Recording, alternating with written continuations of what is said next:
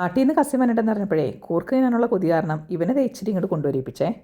കൂർക്ക് കിട്ടിയാൽ പിന്നെ ആദ്യം തന്നെ ബീഫും കൂർക്കയല്ലാണ്ട് വേറൊരു ഓപ്ഷനെക്കുറിച്ച് ഞങ്ങൾ ആലോചിക്കാറില്ല.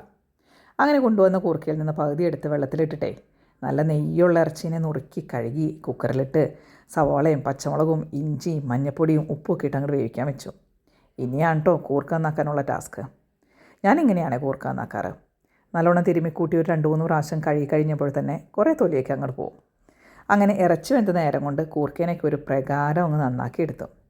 തിന്നാനൊക്കെ ഇഷ്ടമാണെങ്കിലേ കൂർക്ക നന്നാക്കി എടുക്കൽ ഇച്ചിരി മെനക്കേടാണ് കേട്ടോ, അല്ലേ?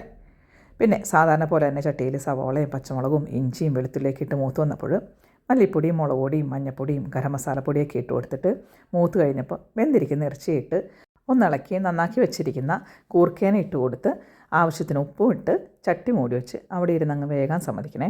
ഇടയ്ക്കൊക്കെ ഒന്ന് ഇളക്കി കൊടുക്കണം കേട്ടോ. അങ്ങനെ കൂർക്കയൊക്കെ വെന്ത് ചാറൊക്കെ കുറുകി സെറ്റായപ്പോഴേക്കേ കുറച്ചുകൂടി വേപ്പിലയും കുറച്ചും കൂടി ഗരം മസാലപ്പൊടിയൊക്കെ ഇട്ട് കൊടുത്ത് ചട്ടി മൂടി കറി അങ്ങ് നിർത്തി വയ്ക്കുക.